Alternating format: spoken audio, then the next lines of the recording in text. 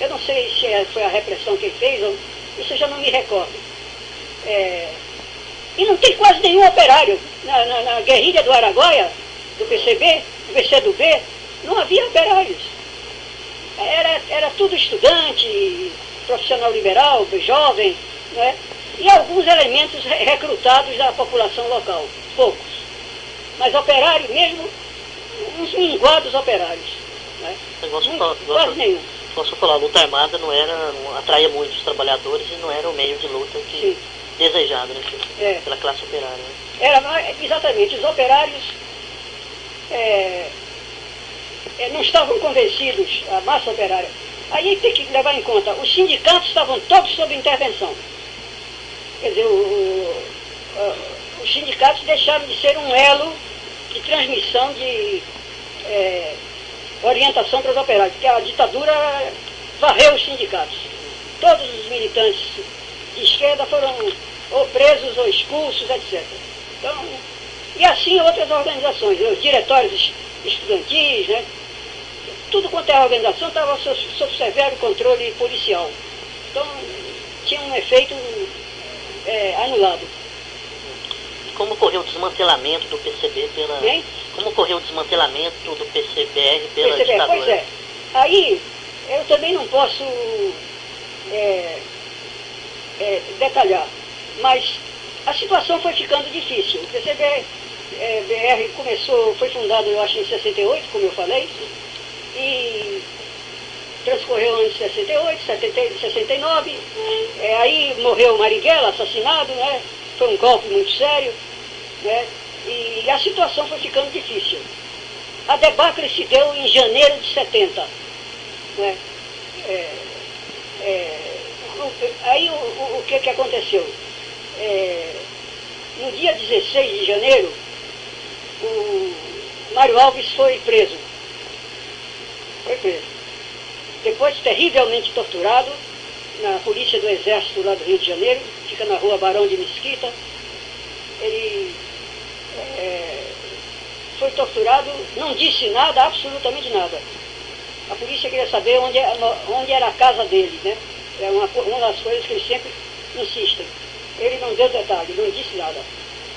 E não resistiu às torturas e morreu. Isso foi no dia 16. Eu fui preso no dia 20 de janeiro, aqui no Rio de Janeiro, aqui em São Paulo.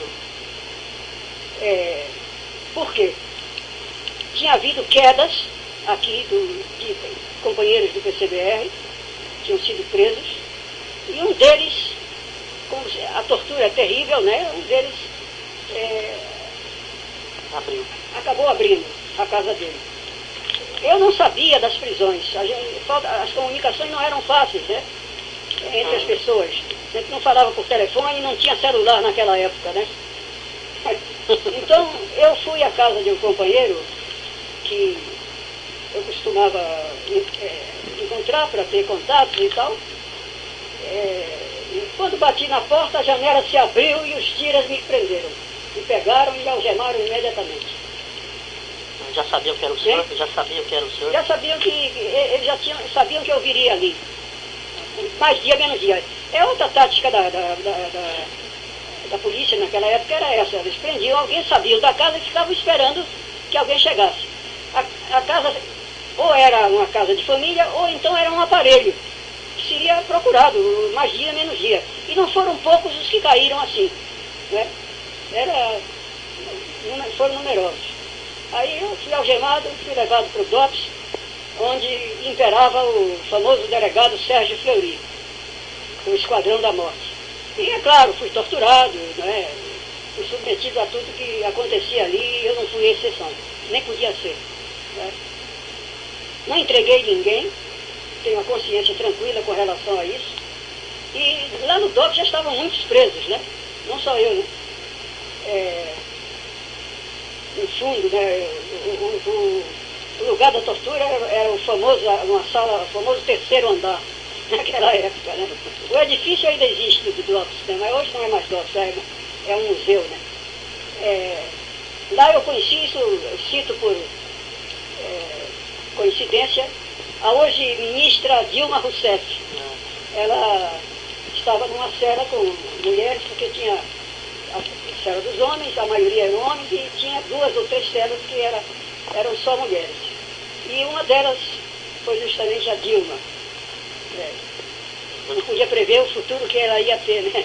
Uma mulher muito inteligente, já nessa prisão ela se destacou. Era do Colina, né? Hein? Era ela do Colina. O quê? Ela era do Colina. Eu não me lembro de que organização ela era. Na prisão a gente evita dizer de que organização é. Isso, detalhes da nossa atuação clandestina não são comentados na prisão, de jeito nenhum. Isso e se alguém insiste, fica suspeito. Né? Então, eu apenas a conheci ali, todos nos tratávamos pelo nome próprio, não havia codinome e tal. E depois eu a perdi de vista, mas de vez em quando eu ouvia falar dela. E hoje ela é ministra. Os torturadores dela são párias da sociedade. Né? E, professor, e as normas de segurança? Quem? As normas de segurança não eram rígidas, né? As regras de segurança, as normas de segurança. Pois é, as normas de segurança não eram observadas em geral.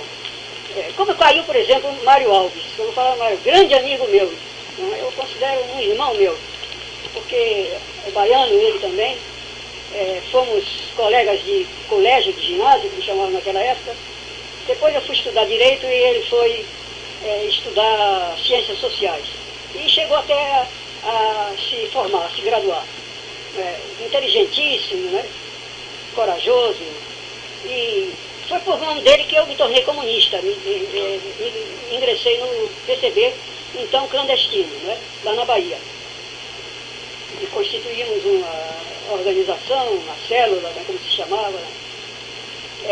Mas o que aconteceu, para falar do Mário Alves? Ele morava no Rio de Janeiro. Depois eu vinha saber uma rua ali de um dos subúrbios da Central do Brasil. E ele tinha um encontro com outra pessoa do PCBR, um outro companheiro, que não se sabe quem era, até hoje. Há uma suposição, mas é uma acusação leviana, porque não há prova, né? E ele foi 5 vezes ao ponto, 4 vezes, sem encontrar ninguém. Quer dizer, ir uma 5ª vez já era uma coisa que não se devia fazer. Porque 4 vezes que se vai a um ponto é sinal que a pessoa foi presa. E ele foi a 5ª vez.